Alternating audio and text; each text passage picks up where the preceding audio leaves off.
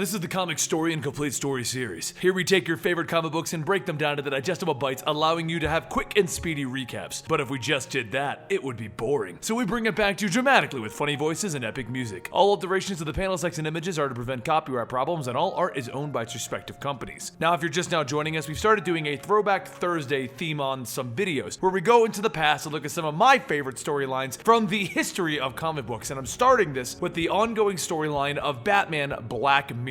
This takes place during a time period right after Batman was thought to be dead, and Dick Grayson officially took over as Batman. Now at this time, Batman has come back and begun the Batman Incorporated situation, but Dick Grayson has continued on to be the Batman of Gotham City. Late into the night, Jim is awoken by a phone call. As he sits up, Harvey tells him that he's in the aviary. There's something that he needs to see. Jim sighs and says he'll be there in 15 minutes. Once down there, Harvey says that shortly after closing time, the cages over in the sleeping quarters had been unlocked. The problem is that all of the locks are automated and controlled by a main computer. So that would mean that someone must have snuck in. But what they found on the security tapes, well, Jim should look for himself. Jim looks down at the monitor and begins to see some people leaving just before closing. And the person he sees, well, he's his son, James. Harvey asks what they should do, and Jim tells him that the video is too rough to make out, so putting word out for him would be pointless. Jim heads back home, and when he enters his apartment, he sees blood all across the floor. And then he looks up to see a figure in the window, and he shouts, "Who's there?" With no response, he asks, "Is that you, James?" As he gets closer to open up the blinds, a giant hawk screeches, holding a dead rat, and flies off. Just as Jim is shooing away the hawk, down below, James is watching. A short while later, over in Barbara's office, Jim heads in and tells Barbara there's something that they need to talk about. The two leave for the diner, and Barbara asks that whatever it is, they do have secure lines, so they could talk on that. And Jim tells her that, well, it's about her brother.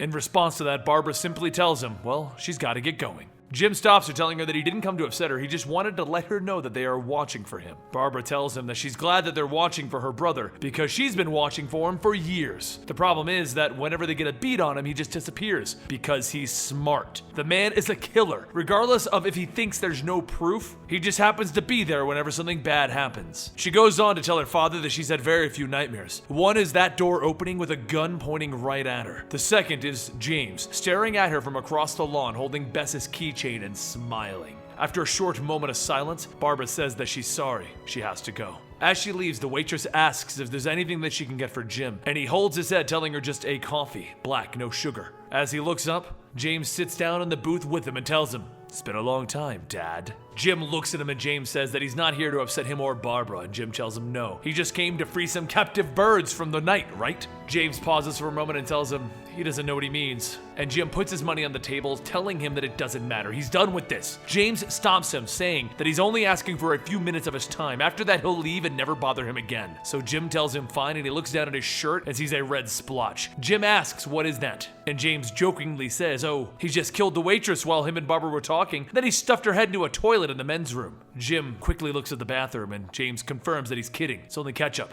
Sorry, he's not very good with humor. Jim sits back down and says fine. He's going to sit here and drink his coffee. Once he's done, he's leaving. James tells him it's fair enough. He came by to do, well, he wants to say he's sorry. He knows he's done some bad things and caused a lot of pain for the family over the years. Jim stops him there. "Bad things? You practically tortured people to death, all because they made fun of you. What, Bess Keller? Back when he was..." But James stops him, telling him that he never hurt Bess. But as he goes on, he says, in fact, he never killed anyone. What he wanted to do was come by and say that he actually checked himself into a psych center. It's like a miracle. He met some good doctors and he learned something. He's a psychopath. As a new type of medication, it's helped making him more social and understand things. It's been 9 months. And does he still get angry sometimes? Yeah, but it's a start. Jim stops him and asks him what does he want, and James looks back at his father, telling him, "I'm going to be applying for a job with Leslie Tompkins. She has my profile, and I've not hidden anything from her at all. All I want is that you or Dick Grayson don't put a bad word in for me." Jim sits back, and James gets up, stating that he's going to be leaving. But he is staying over at the Riverview boarding house, room 7, and it was good to see him. He leaves, and Jim looks back to notice water flooding from the men's room. He rushes over, and as he looks in, he sees that James has stuffed toilet rolls into the sink and turned them on. Meanwhile, over at the Gotham shipyard, Dick Grayson and Tim Drake are out on patrol as Batman and Red Robin.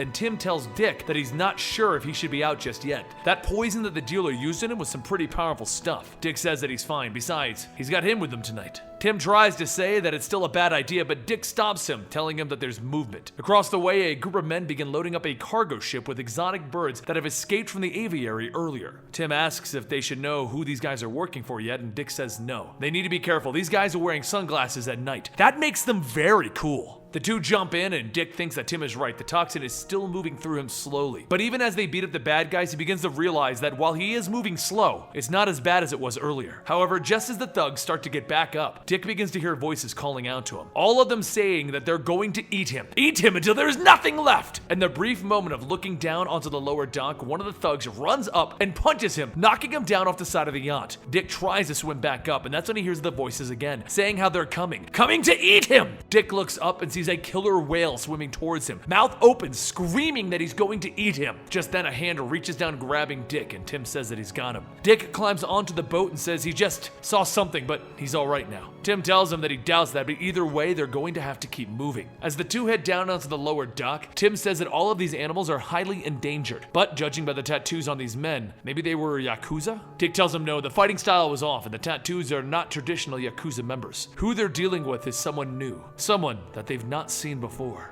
Back over with Jim, he sits down on the bridge telling himself that people always say it's nice to come visit Gotham in the winter, but the real reason that they say come in the winter is when the snow covers everything. It covers up the real city. But this is always the time that he follows up on unsolved cases. Tonight though, he's going to be closing up a case that has been the worst unsolved case that he has ever dealt with, one that still digs itself into him. The man who committed these crimes was Roy Blunt. A long time ago, when Jim was still just a lieutenant, he was working on a case that people referred to as the Peter Pan Killer. A man would sneak in through a child's window and take them from their beds and sneak back out through that window. However, Jim didn't believe that that was the case. He felt the window thing was just to mislead them, to throw them off. As a cop, he could always tell when something or someone was off. And it was just this time that there were no hard facts pointing out Roy as their man. Even when James was younger, he could tell that there was something off about him. Back when he took James to stay with Barbara and her friend Bess, that's when it really sank in that his son had problems. Barbara and Bess used to have a science kit that they would use, but neither of them would get more time to use it than the other. Barbara would keep the kit, while Bess would keep the key to open it. But while looking at the kit, James tried to take the lock off without using the key. Bess took the kit and yelled at him for even trying, and Barbara asked why would he even try to break the lock. He told them that it was because in case Bess ever went away, he wanted to make it so that Barbara could still use it. Everyone wasn't sure what to make of that comment, but one day,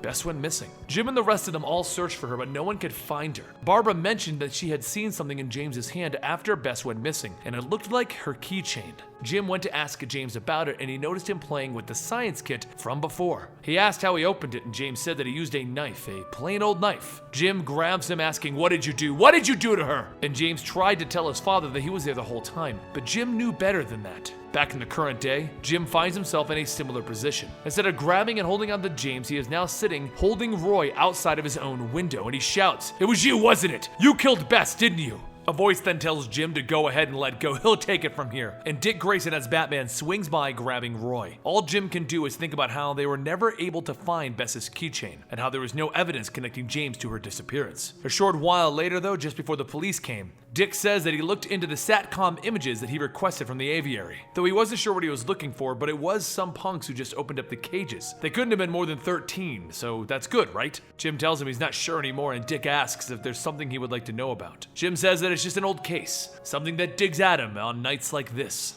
Now this is kind of a middle-of-the-road storyline to go with our Black Mirror storyline. That's why I dubbed this the Incomplete Story, because you need to watch all of these to know the full story of what is happening here. But it would be an extremely long video if we tried to do this all at once, and it just would not work for our schedule. So if you're wondering what all of this is, it's actually showing Batman, or Dick Grayson in this case, being a detective, something we don't get to see very often anymore. And this was Scott Snyder's first book in which he got to make his name as a Batman writer. So that's why it's one of my favorite stories. Let me know what you guys think of it down below, and don't forget to check back next Thursday for Throwback Thursday, where we'll be continuing the Black Mirror series, and once we wrap this up, we'll be bringing you more old storylines that you've been requesting forever. If you want to make sure you don't miss it, then you need to subscribe. And don't forget you can follow me on Twitter and Instagram at Comicstorian.